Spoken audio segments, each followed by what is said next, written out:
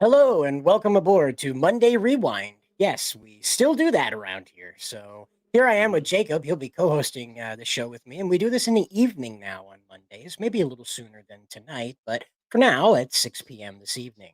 How you doing, Jacob?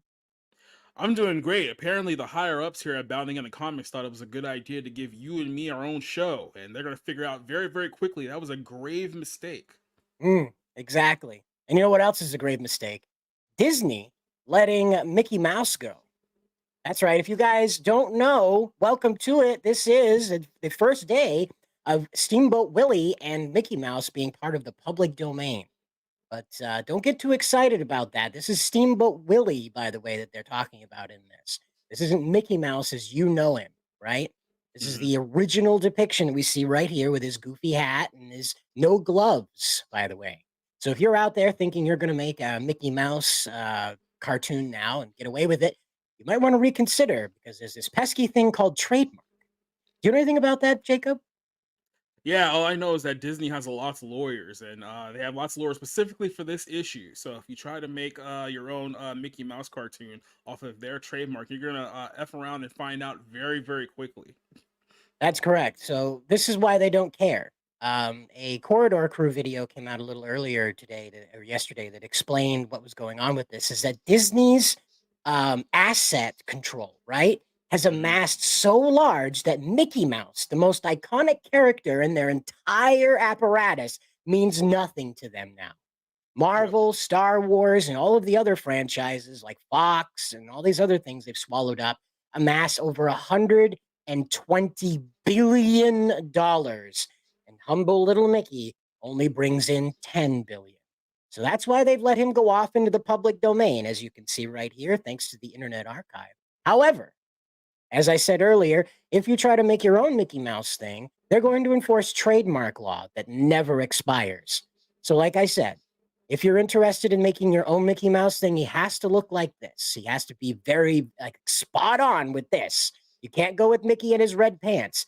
This character has to be in black and white, even in order to qualify for any type of protection under these new copyright laws. So hmm that's how it works, unfortunately. So But all you hack writers out there who are already getting ready to pin your AI script of Mickey Mouse horror themed movie, you might want to pump the brakes on that just a little bit. at least get a little more creative than what those guys came up with for the Winnie Pooh horror movie, anyway, right?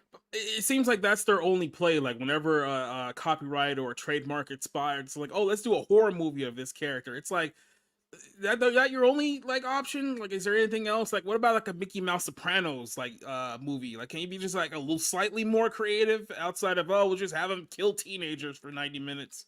Steamboat Willie saves Christmas. Is it so bad to just have him do a nice thing? hmm You Just know, have a family Christmas movie. You could put Sinbad in it. I mean, maybe you can get Arnold Schwarzenegger. It's not like he's doing anything good these days. I mean, just go ahead. I mean, let the creative juices flow. This is why you guys are so afraid about being replaced by robots. It's like you got nothing.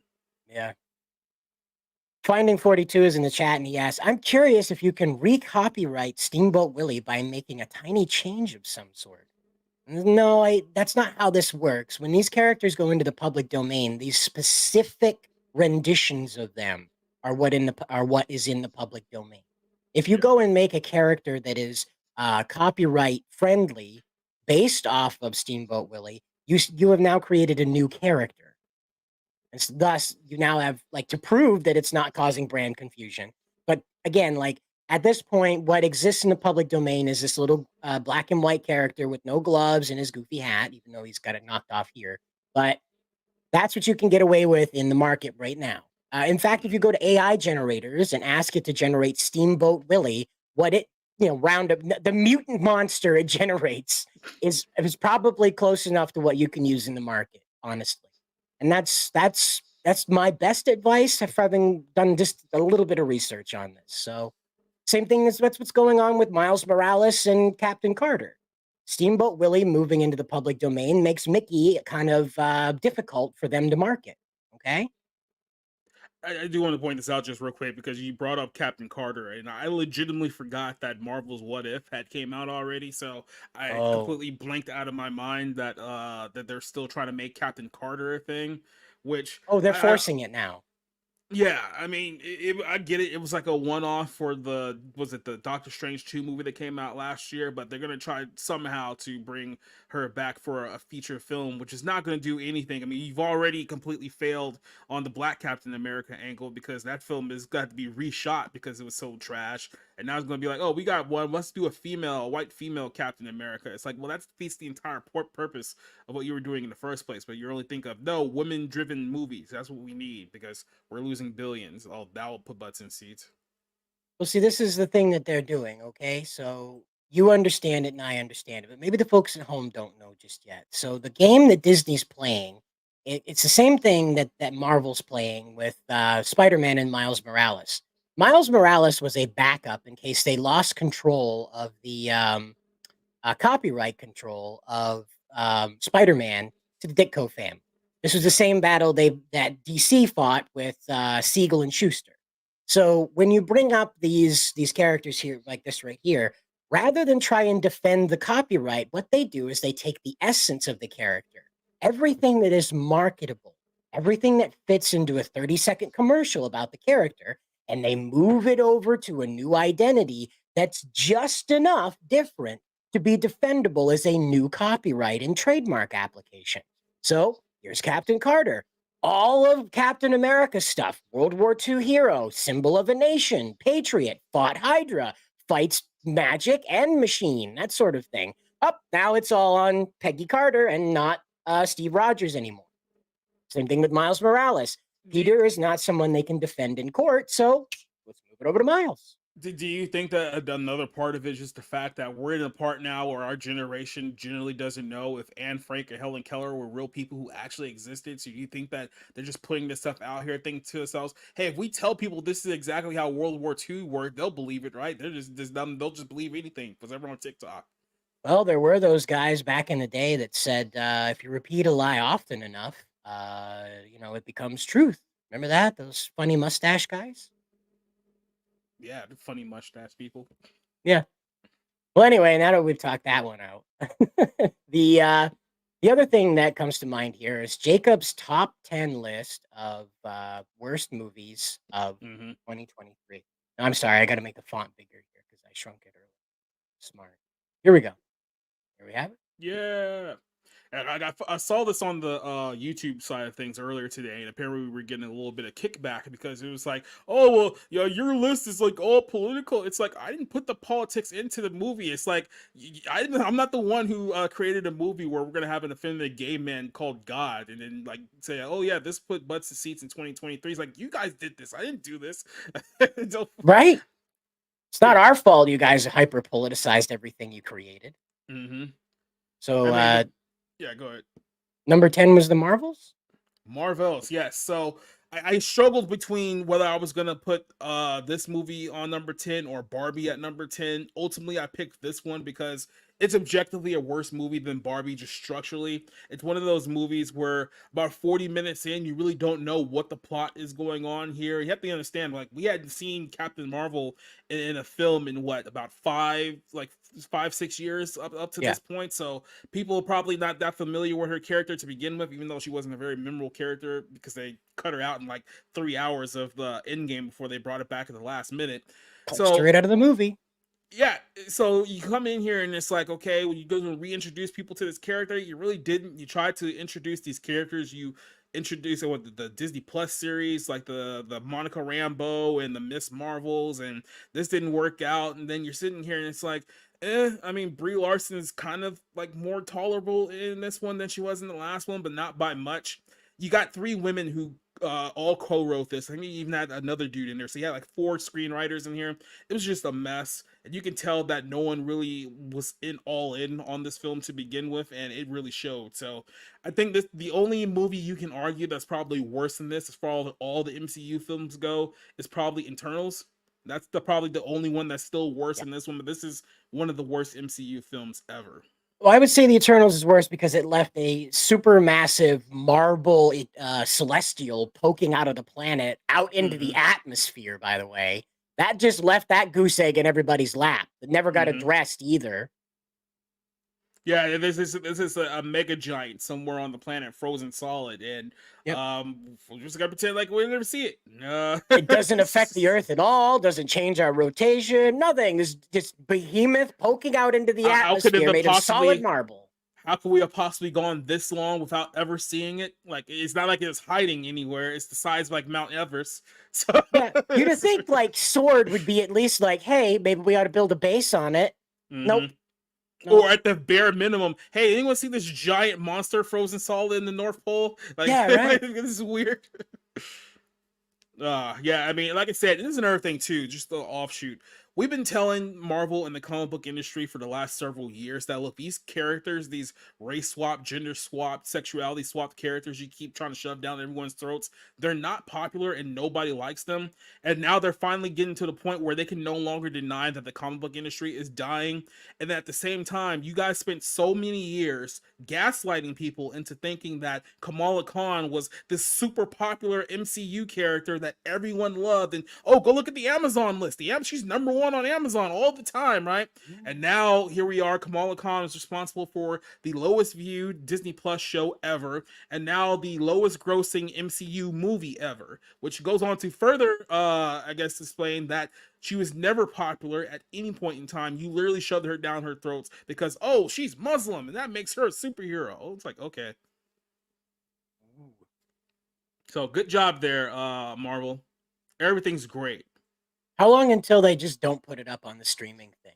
Like just remove it forever and just like willow it, you know? You think they're I gonna mean, willow you it? you might as well just put the movie on Disney Plus now. I mean, you're not going to get any more money from the movie theaters out of this, so just go ahead and put it on Disney Plus and pretend like, oh yeah, this is always the plan.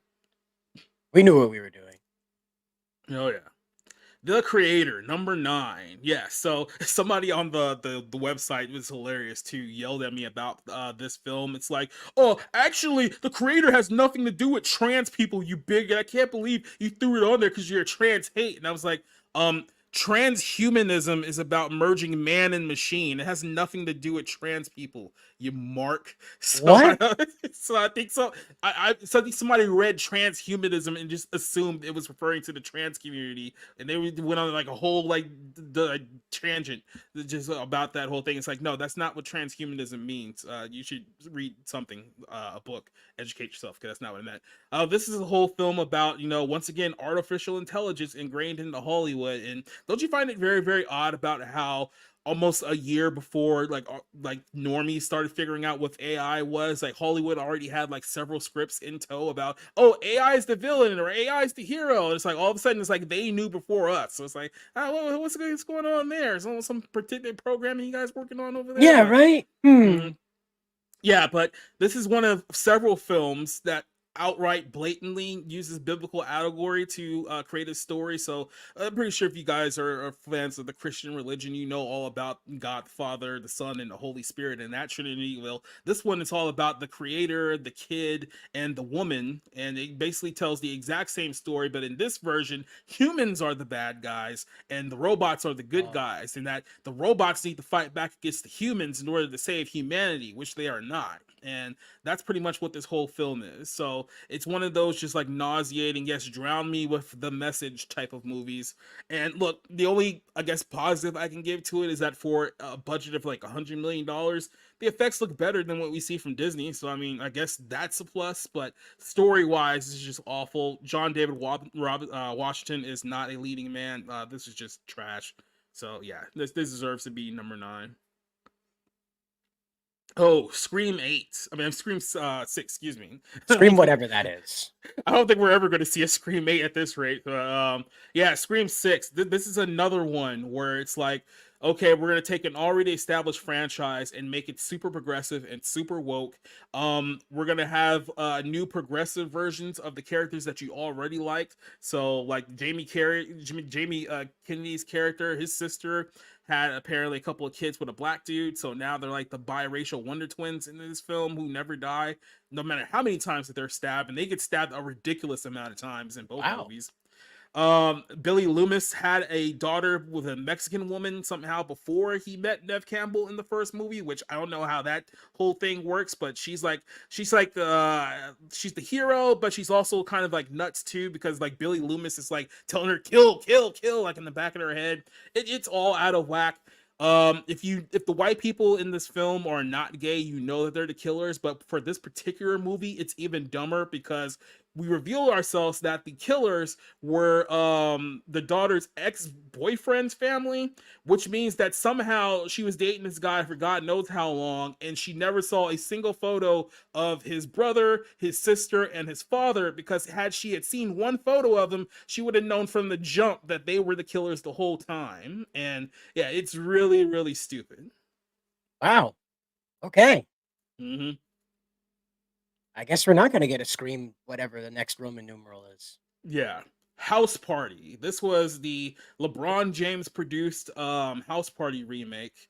And if you guys watched the LeBron James Space Jam movie, it's arguably worse than that. So if you What? obviously if you, yeah, it's worse than this. So essentially this film, the whole concept is that they were cleaners and they found out that they're cleaning LeBron James's house. So they're just like, hey, let's throw a house party at LeBron James's house and charge people so that way we can make rent or some nonsense like that, right? And it's basically just like random cameos of like rappers from like 20 years ago. So you'll see like Snoop Dogg and Juvenile and Lil Wayne is in there at one point. They don't have anything to do with the plot. They're just kind of there. Not And then Tupac, though. no, not Tupac. He's dead. He's literally dead. But somehow it shifts in the third act to be like this weird Illuminati conspiracy theory where they have to break into a satanic Illuminati party to steal one of LeBron James's championships rings that got stolen at some point in the film. So it's like you think it's like what is even going on here? Like they even had Kid and Play cameo at the Illuminati party. You're like, what is happening here? And then somehow all this happens before LeBron James actually appears in the film. By the time LeBron shows up, you're like, okay, I'm done. Like there's nothing more that needs to happen here. So yeah, this one is just not good. It's the face you make when you get to the credits. Right there. Yeah, it's just like what that was a film with people? What? Huh? Oh, yeah. He went back to Elvis's home planet. That's what happened. That's right. He Mhm. got picked up on that street corner. Went back to Yeah, back to Elvis's home planet. they're both partying enough of Biggie right now. I'm sure. Mm. So yeah, LeBron James, you suck as a movie producer, along with a lot of other things. But yeah, don't ever do in a movie again. So, number Stick six, to, stick to running schools, buddy. Stick to running schools. yeah, because apparently that's going great for you too. Yep. The Color Purple is number six. As I said here in the title, if Barbie is the flag bearer for white girl feminism, the Color Purple is the flag bearer for black girl feminism. Because just like Barbie, every woman in this film, every man on this film is absolutely horrible. He's either a rapist, a physical abuser, an absolute shitty person, or he's a coward. So if he has one redeeming quality about him, he's still a coward who won't stand up to all the other evil men. So, and the message of this film is to tell black women that under no circumstances whatsoever are you ever to submit to a man, especially your husband. So that's 2.5 hours of that. And then it has the audacity to be like, oh, we're also a musical as well. But the musical bits are not very good. They just got Fantasia from American Idol and some other chick to sing a couple of songs. It's like, this is very poorly done. And yeah, this was my last movie that I saw in 2023. And I was probably better off not watching the movie. Well, I mean, probably Halle Bailey would have been better off not being in it anyway. Yeah, and then you got the chick from like Orange is the New Black in here too. So I think I mentioned. I think it might have been C.S. Johnson who mentioned this too. Like imagine like putting on like the commercial, like the TV spots for the film. And it's like, oh, this is a 10 out of 10, great film. Imagine putting on there. I probably shouldn't have watched this. So Yeah. the marketing promotions that would have been great. But that's pretty much how I felt about watching this movie. So yeah, if you see this in your theaters, just skip it. Don't waste your time. Number 5 here, Knock at the Cabin. So this lovely film is a M. Night Shyamalan production starring Dave Bautista. What? Yeah, Dave Bautista, former pro wrestler turned actor who I need to say this here. Can we stop pretending like Dave Bautista is a good actor? Can we stop with Yeah, that lie? yeah. There's this thing circling around. It's like, oh, he was in Guardians of the Galaxy. Oh, he was in that Ryan Johnson movie. He's such a great dramatic actor. Like, no, he's not. He's a big dumb oaf who just sits there and basically like, just stand there and look menacing. Like, yeah, okay. So he basically is the lead character of this terrible film, another biblical allegory, but except for this time, what we're supposed to believe is that these four chodes right here are the four horsemen of the apocalypse. Now, follow me here because I know you're thinking, wait, what? That makes no sense. Yeah, there's They're two the women. Yeah, exactly. And the four horsemen in the apocalypse in the biblical sense, one's So the they're the four horse Antichrist. people. The four horse, yeah, persons. I think Yes, that's probably right. the four horse persons. That's right. So the setup here is that the world is going to end. They're the four horsemen of the apocalypse, and that they went to a random gay couple in the woods with their adopted Asian daughter, and they told them that in order to save all humanity, one of you guys must sacrifice yourself because your love is so pure that the only thing that will stop the literal apocalypse of humanity is for you to sacrifice yourselves. And the movie spends about 2 hours trying to get one of these gay guys to kill each other. And then the movie just ends, and then that was it. Knock at the cabin. So, hold on. Gay people leaving the Minecraft server saves humanity. Yes. I don't think that's the message they intended, Jacob. I don't think that's the message that they intended there. You can definitely twist that in a whole nother way, in a whole nother context. It wouldn't be very quote unquote progressive. Let's just put it that way. But right, I mean, It's like if one of you gay guys just kill yourself, then hey, the world would be a much better place.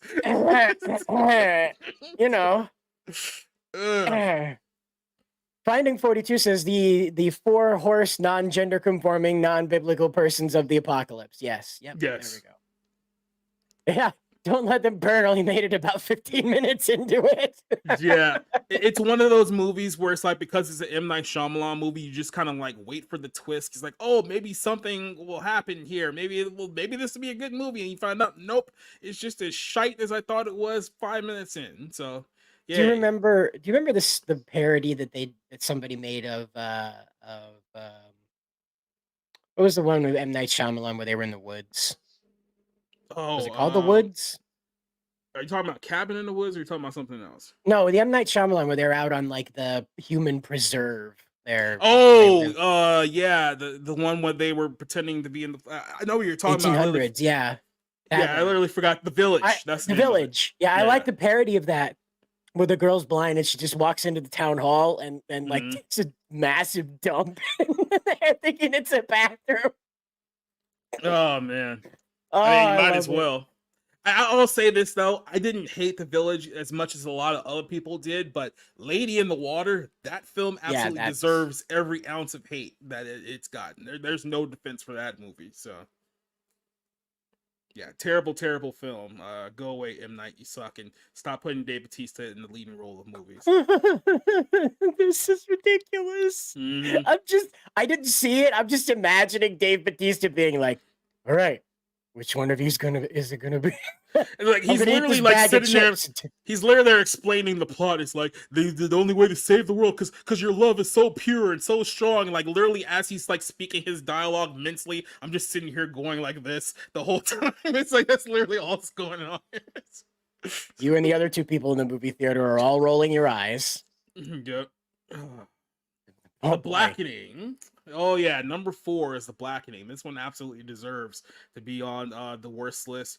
Like I said, it's basically Black Twitter, the movie. So if you guys are aware of Black Twitter, it's all of the racial hatred and racial division of the United States of America all rolled into one film. So the setup here is that you have a bunch of black people who gather up in a cabin in the middle of the woods. Seems to be a trend with a lot of these movies on this list. Just throwing that out there, but here you have people dying in a Saw Light parody, even though they're not really dying. That's another thing. There's supposed to be some kind of like pseudo slasher film, but nobody actually dies because the whole running joke is, oh, the black people aren't going to die first in this movie, and the whole thing is dumb. So basically, one of the characters got called out by the group because he wasn't quote unquote black enough. So that Of depressed him course. so much that he went home depressed and ended up crashing into a woman and killing her and ruining his life. So he elaborated this whole thing as payback.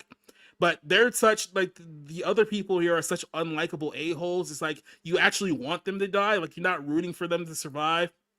It's like at one point they thought that he had died, right? And they were all like, well, you know, he voted for Trump, so he kind of deserved it, right? And then they just like moved on to the rest. Like, not line, that is a literal line from the movie. And they just like moved on. It's like, oh, yeah, he voted for Trump, so I guess he deserves to die. And it's like, these are your protagonists. These are the people you're supposed to identify with and try to root for throughout the course of the film.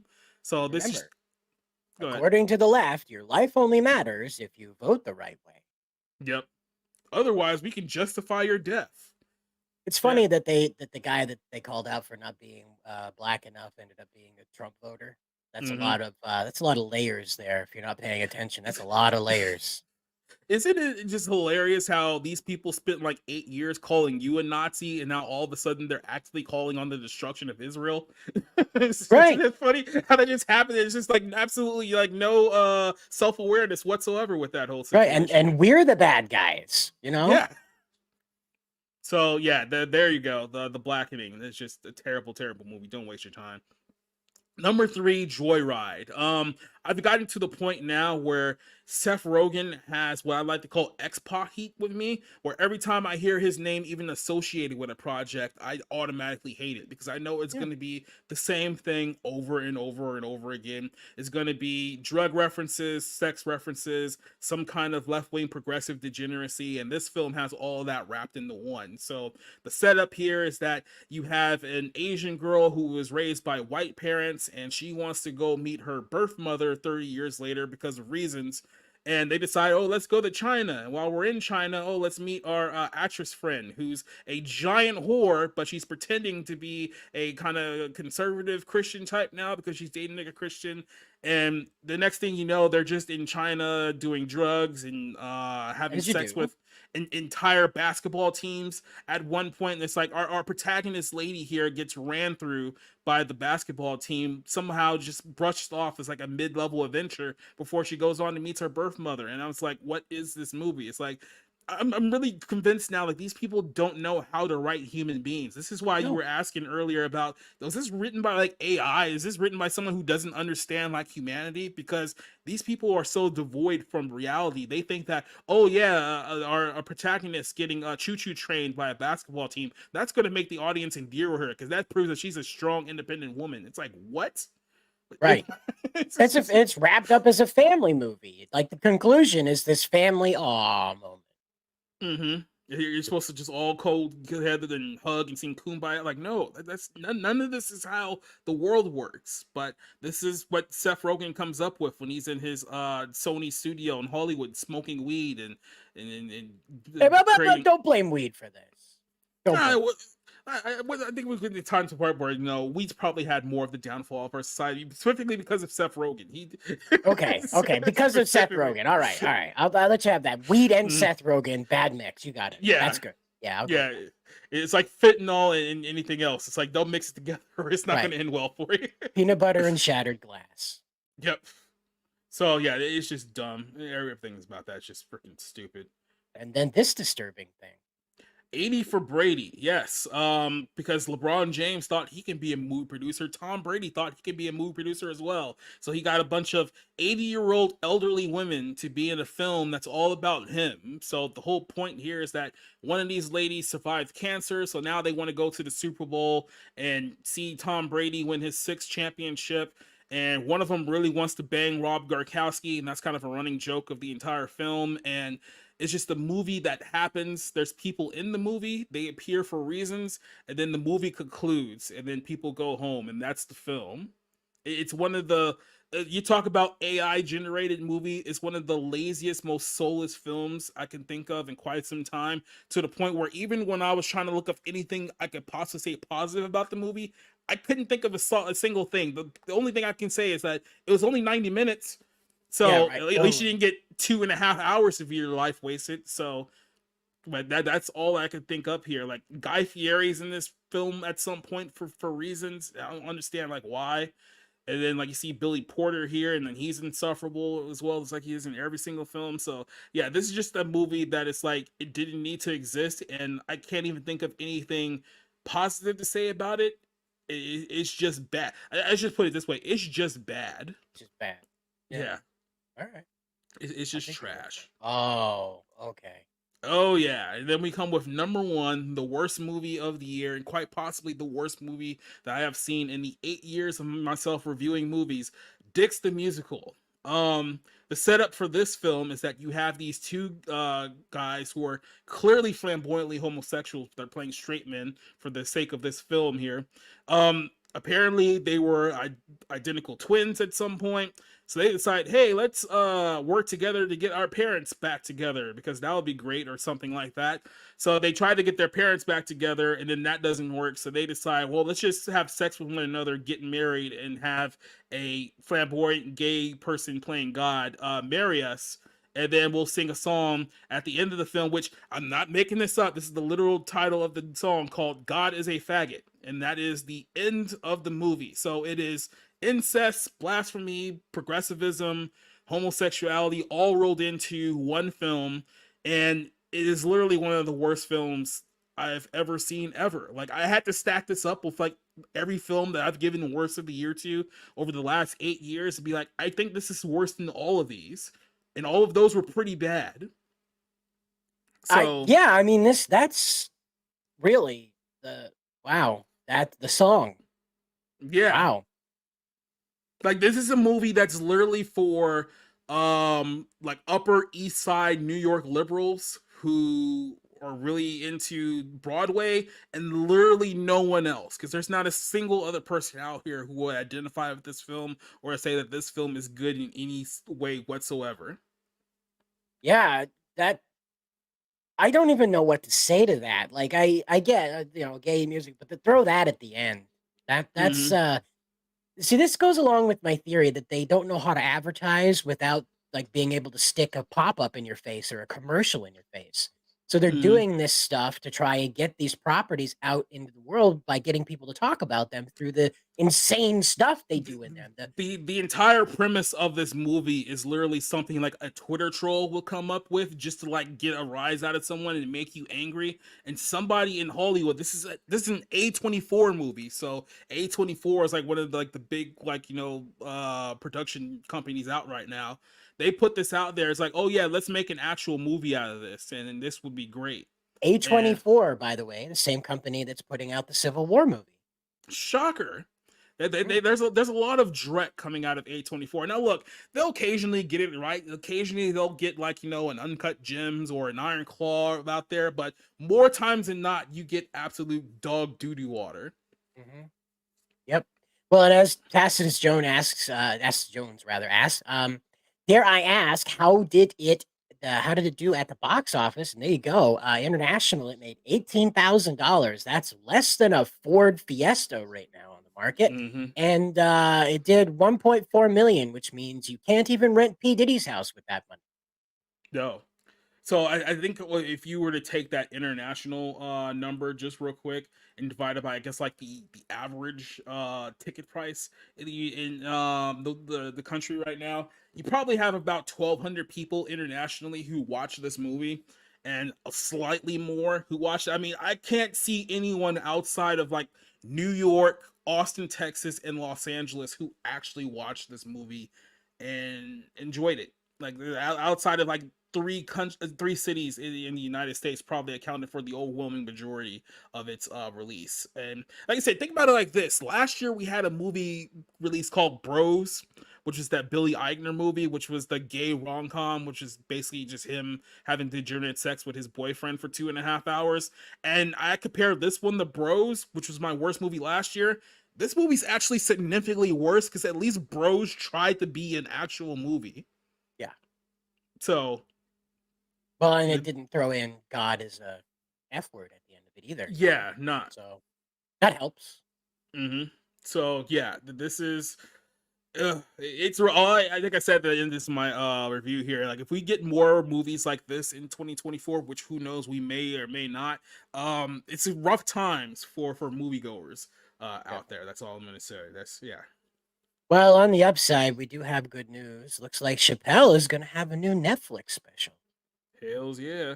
And I wonder if there's a certain community out there who are dreading this special coming out there for some reasons, because apparently, you know, you can't make jokes about a certain community anymore, even though they'll go around and make movies where they sing songs saying God's a faggot. But if you say any jokes about them, that's a line too far. We don't appreciate Yep. that. You're being a literal Nazi. Yep. Mm-hmm. Yep. Let's see what literal Nazi Chappelle has to say. And the only thing that got me out of that space was a comedian friend of mine, the late, great Norm Macdonald. Now, everybody knows Norm Macdonald was not very well liked in Hollywood.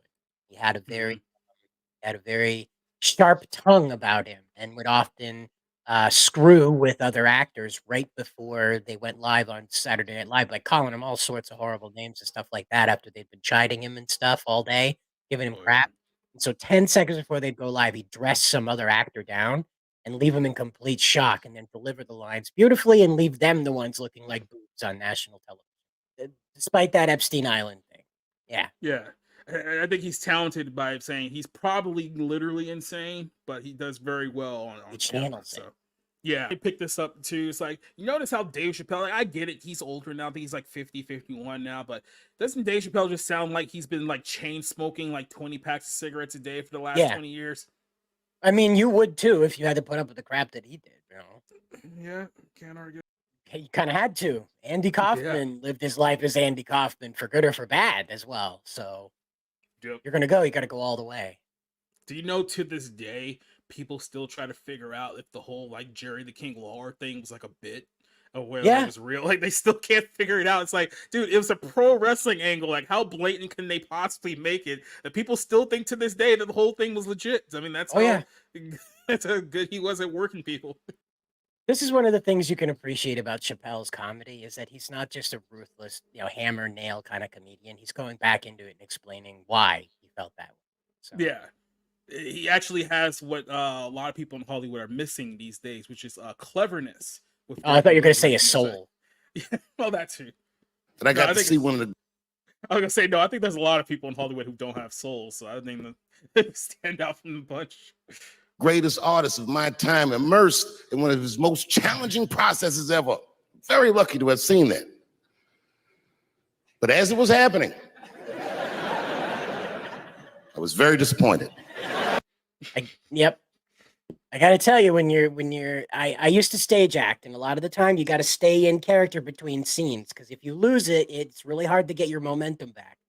And I'll tell you, it's really difficult to stay in character when everybody around you is trying to break that. Everybody around you is trying to push your buttons and get you to break character and screw you up. So I could tell you that it would be very awkward because you like dig your heels in and become more like that character. It makes everybody else around you like, what the hell's going on? Is he having like a psychotic break or something? They called Robert Downey Jr. in Tropic Thunder a madman. Yeah, right.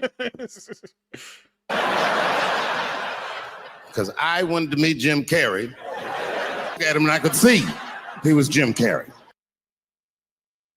Now, like when you're not in on the joke, right? That's got to be really annoying, right? When you're not in on like what the joke is. And Chappelle apparently hadn't clicked up that like you have to call him Andy because he's method acting, and he just didn't click that up at them. Yeah, it's like no one gave him the Iggy. It's like, hey, he's in character right now, so could you just like, Oh, hey, before we go in, please call him Andy. He's on the set, and they're doing a very important biopic about a comedian hero or a comedian folk hero. So we just want to make sure that we don't disturb the production. Play along. Yeah, no, somebody just yeah, he's in the trailer back there. Go talk to him. No, they're like, Chappelle, hey man, are you drunk right now? Yeah, I am. All right, let's go meet Jim Carrey.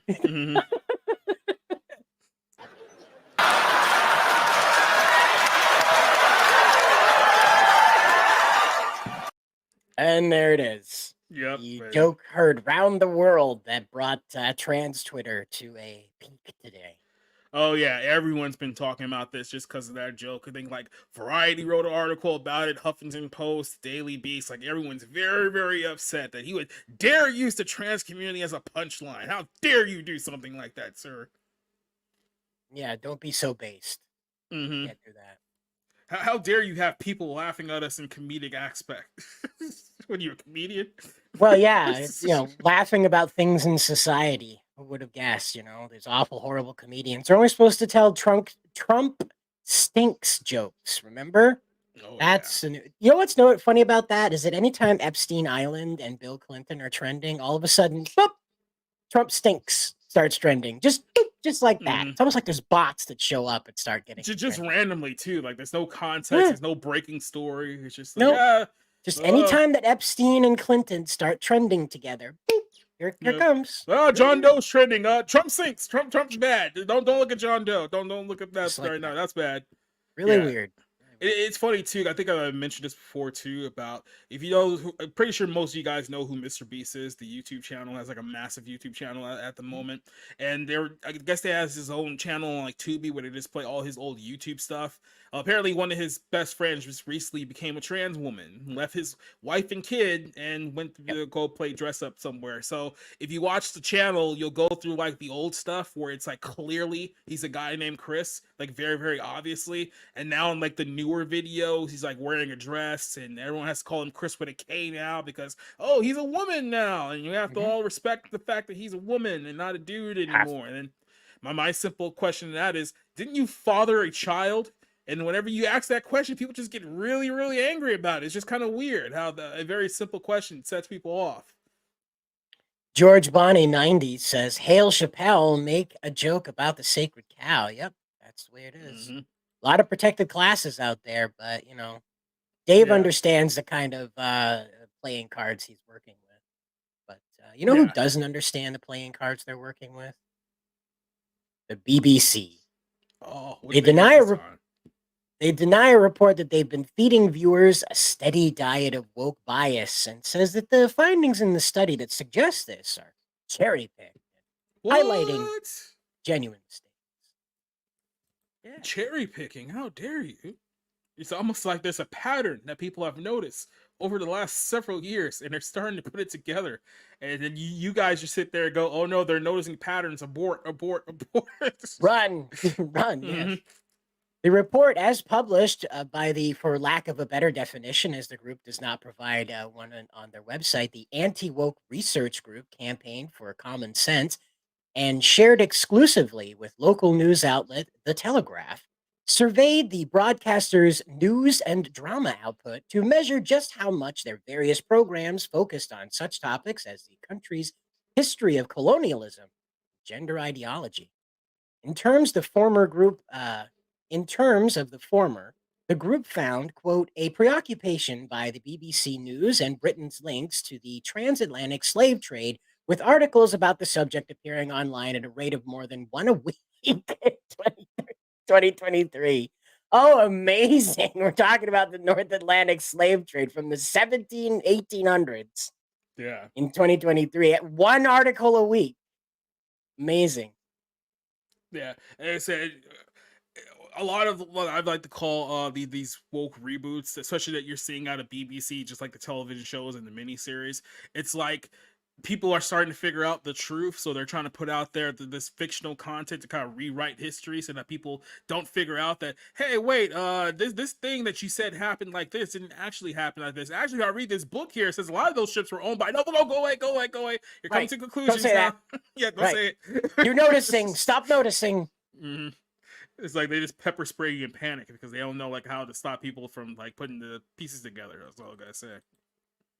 They also noted that two series, Murder is Easy and Waterloo Road, each had a respective episode wherein their production teams ham-fistedly attempted to tackle the topic, the first having inserted a colonialism allegory into Agatha Christie's original story, and the second featuring a cast of teenage students protesting against their schools being named after a historical slave trader. By the way, I just want to point this out. This is the exact same plot, like literally bar for bar. That remember the Proud Family reboot that Yeah. came out last year, the animated thing where they're posted. It's literally the exact same thing. A bunch of bracket of brown kids posted like, "Hey, this person founded our school, owned slaves. We gotta change the name of our school." It's like this is just what's been cycling over and over again. And the whole point is you're supposed to see it so much that you think to yourself, "Oh, okay, well this must be true because I'm seeing it everywhere," right? Like quick little just a sidebar here. I'm originally from San Diego, California, just in case you guys didn't know. We I'm had sorry. a high I know, right? Look, I'll say this. It was good up until like about the mid 2000s, then everything went downhill. So yeah. It was good for at one point. But there was a whole high school called Sierra High School, and apparently the Sierra was named after like a Spanish conquistador or something like that. Never really knew, never really cared. I always just referred to it as Sierra High School. After the George Floyd Summer of Love in 2020, the school board took it upon themselves without asking any input from the community, from the parents, from anyone else that we're going to change the name of the school because apparently in the new 2020 world, it's offensive to have inquisitioners be the names of our school. So we're just going to go ahead and change everything. People in the community were pretty pissed because that school had been around for literal decades. Like it's some of the oldest schools like in the state or in that area. And there's like you didn't even like bother to ask us, the board, the parents, or the community if we wanted to change the name. It's like no, it's 2020 now, and what does it say? Slave owners bad or colonizers bad. So that was their whole justification. So Yep, yeah. that's it. That's all it takes. They don't care. Mhm. They're not going to listen. They've been told by the little glowing rectangle in their hand to hate that thing, and that's all it takes. By the I was going way, to say that Hogwarts Gryffindor looks a little different now.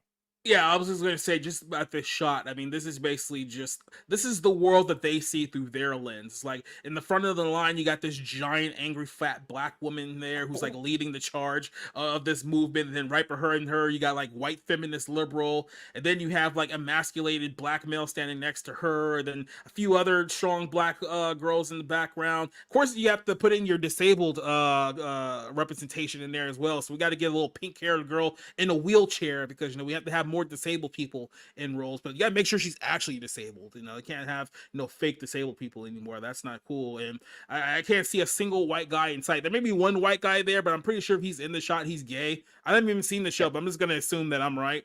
So yeah, this is the 2024 world of progressivism that they promote to the masses here. Regarding the prominence of the latter, the CCS pointed to a February BBC Radio 4 incident wherein they allowed two activist guests to brand Harry Potter scribe J.K. Rowling as transphobic, sorry. Not transmormic, yeah, whatever. Transformers. Yeah, they branded her Optimus Prime, you understand? Anyway, without any pushback, a June 2023 episode of the long-running British soap opera Casualty in which characters discuss the topic of top surgery, wherein a biological female transgender individual undergoes a double mastectomy in service of distancing themselves from their original female identity, and recent episodes of Doctor Who, which introduced That and sounds featured. that sounds mentally stable. That sounds like a mentally stable thing for you to do. I'm gonna cut my breasts off because I can't look at myself as a man without looking at these two giant igloos on my chest here. So I'm just gonna chop them off in order to feel better as a person. Oh, that didn't work. Well, guess I'll join the 47%. But you see, this is the thing, though, is that this is an actual medical disorder called body integrity identity disorder. Mhm. It's more commonly attributed to people who want to have their their perfectly functional legs amputated, or they Oh want a yeah. doctor to take a hammer to their spine because they feel they're paralyzed from the neck down. They feel their emotions that they're a Mhm. paralyzed person, and somehow this is different from gender dysphoria. I don't know how. No one's ever been able to explain to me how that's different, but here we are with teenagers in soap operas being made into heroes when they lob off their biological body parts. You And see, that when we were a proper country, we used to have this little thing called wacko baskets. And what happens is, like, once you've proven that you're an unstable member of society, we just throw you in a house there so they can separate you from the functioning members of society. You can be amongst your own. But then after a while, we got a whole bunch of propaganda. It's like, oh, lobotomy, and they're punching people in the face or whatever. And then next thing you know, okay, let's just shut all these down and let all these people out into the street. And this is basically where we've gotten to as a society ever since. All the people who used to be locked up in the wacko basket are now just out amongst the regular folks. And now we're just cutting people's breasts off and saying, no, this is totally normal now. Let's not go. only is it normal, it's heroic, Yeah. right? That's what they're telling us. You're It's basically heroic that Spider this Man. happens. Yeah, You're you're basically basically Spider Spider-Man. That's true. Yeah. Leslie Tarkin says the new Harry Potter Max series will be woke as all get out. Of course. Absolutely. They don't. J.K. Man. Rowling isn't like some hardline Trump supporting alt-right whatever. She just thinks that women are women and wants to protect women from men. Mainly wants to protect women from men. And Mhm. that's her offense with the trans community. Leslie goes on and says, it pisses me off that people pretend to be disabled when they are perfectly healthy. I would almost give anything to not have to use a wheelchair. Yeah.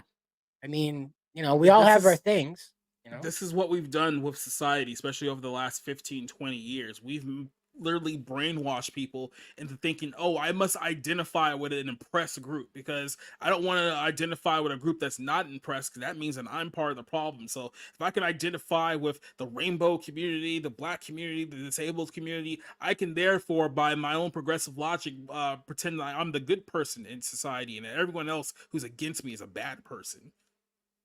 Apparently. I mean, the Disability Olympics, Mm-hmm. I get people all the time telling me that I need to market myself as somebody who doesn't have a colon, has survived 8 abdominal reconstructions and a couple of near-death experiences. But Mm-hmm. no, I don't. That's not what makes me me.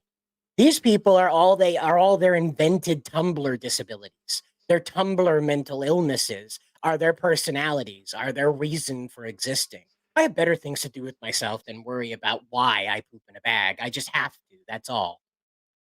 These people, it's like if you were to put them in like say a Gmod server, right? And everyone got to be their own personal let's say identity, it would be the most autistic, like literally I think only 4chan would have them beat at this point as far as just pure unadulterated like unvexed autism.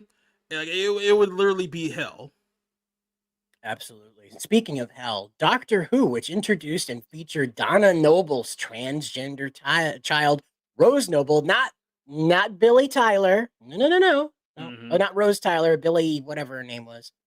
This is New Rose, like new metal, NU Rose, New Rose, as portrayed by transgender actor Yasmin Finney. They always go with that, by the way. You ever notice that? There aren't too many transgender male to female Sarahs. There aren't too Yeah. many transgender Katies. There's a lot of Jasmines, Yasmins, Sapphire. There's a Ruby. There's a lot of those like really stripper names out there. I mean, at this point in time, like, if you had to choose between two, would you rather have your child be trans or be a stripper? Because I feel like I'll have Yeah, less questions about myself if you just ended up being a stripper. Because I mean, at least there's like a chance that you can like repent from it and change. And it's like it's kind of hard to change from the other direction. It's like yeah, you're kind of committed, after you start yeah, mutilating your body. But it's per the not good anymore.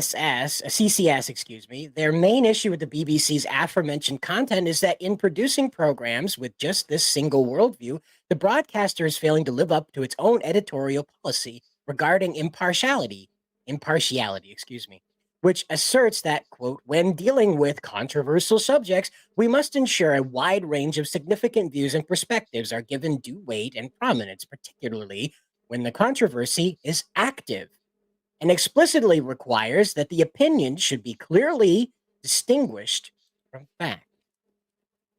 But our good friends in Hollywood and over there, whatever Britain's equivalent of Hollywood is, just seem to not be able to do that. They don't seem to be able to handle it. It's just Quote, a quick. I'll go yeah, ahead. yeah. No, I was just gonna go on just on a quick sidebar real quick. Like I used to watch a lot of like UK based stuff maybe about 10, 15 ish years ago. And one of the shows that I used to watch was the UK version of Big Brother, only because of just how different it was from the US version. Apparently, it came back not too long ago, and my immediate reaction is, "Oh God, this is going to be terrible. Let me see what's going on." I think in the first week, the main storyline of a bunch of people in the house is like, "Oh, there's a gay throuple that's going on in the house," and that's kind of like the main theme of this year's show. And I was just like, "Yep, I'm done." Click. It's like way to meet my expectations. That's exactly what I thought was going to happen. It just needs Connie Chung to show up and tell me what's up. Or Trisha Takanawa, right? Mm-hmm.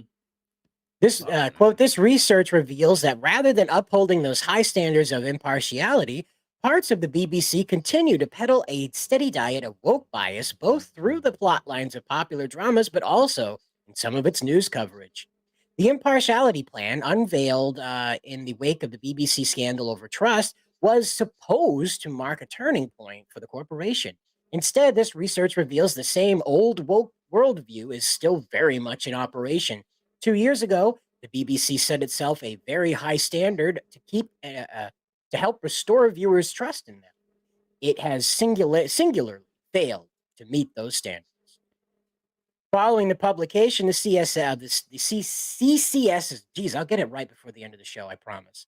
The CCS's report would draw an official response from the BBC saying they cherry picked a handful of examples or highlighted genuine mistakes in thousands of hours, and it doesn't constitute that the analysis is a true representation of the content that they offer, which we all know is a filthy, stinking lie. So It's definitely now you know. filthy. Now you know. The BBC is out there and they're going to lie to us about this. And, well, flying pinned over on X, by the way, you can watch us over on X if you'd like. Over on X says, Minnie Mouse is a dude. Well, we know that Michelle Obama is, so I'm not surprised that Minnie Mouse is too. Mm-hmm. Yeah, it's like they modeled each other from the same cloth. So, right? mm-hmm. But yeah, that's what we're looking at with the BBC. So don't expect Doctor Who or any of their offerings to change anytime soon, especially now that they've teamed up with Disney Plus, which is basically added nitro fuel to their agenda. And if you're in the UK, BBC is bad, ITV is just as bad, and then Channel 5 is even worse. So if you're in the UK, you're screwed. You should probably consider leaving before the Mahdi shows up and then the whole thing goes tits up. This is probably your only window of escape that you have for going right now, because you just got nothing. Unless you're a really big, I guess, Manchester United fan, it's probably time to go. Leslie says, the BBC has been woke ever since the mid-aughts. Doctor Who and Torchwood were woke, but not as bad as Torchwood was awful. Oh my gosh. Yeah. You were drowning in that all the time. But, it's like with a lot of these TV shows and movies, there was always like a subtle element to it. Like I said, you're talking about creators 20, 30 years ago who knew how to be subtle and somewhat creative and still entertaining with, hey, let's bring up a progressive point here and there. It's like it was to a point where you never really like noticed it, or if you did notice it, it was not like, oh God, like the whole thing's come to like a screeching halt here. Now you have a bunch of people who are only there because they're insert victim group here, and that's their only job qualifications, and they've never learned subtlety in their entire life. So their aspect is, let me take out a sledgehammer and just smash the table to bits to make my point. And they call that art, by the way. They think that that's genius, that that's smart. And then when you walk into the room and you go, what the hell did you do to my table? They say, why are you a Nazi, bro? And then this is pretty much 2023 Discord in a nutshell. Bingo. Yeah. Well, we've come to the end of the show, and thank you very much for tuning in to this episode of Monday Rewind. We'll be taking care of these probably in the afternoon, 5:30, 6 o'clock going forward on Mondays. And it'll be Jacob and I until the guys upstairs figure out what we're doing here and put an end to it. But if you don't tell, we won't tell. I mean, hey, first episode, we already got away with saying hard F slur. So, I mean, it's all uphill from here, right? Uphill. You bet. Yeah. All right, then. Feel free to hit like and subscribe. And we'll see you on Wednesday for the 01 stream. And don't forget to check out Jacob's stream for the Barroom podcast, where he talks about basically all the faux pas in Hollywood going on with his own panel of contributors. Yep, like I said, Tuesday nights is the bar room. Episode 80 is this week. Fridays are movie night, and in roughly about an hour, I'll be doing the Bibleins podcast on my channel too. And tonight we're gonna talk about the Antichrist and who's gonna follow the Antichrist. You're gonna really want to love it if you want to get into deep into discipleship. This one would be a pretty good one to check out. So, All right, we'll see you in the next one, and as always, onward and upward.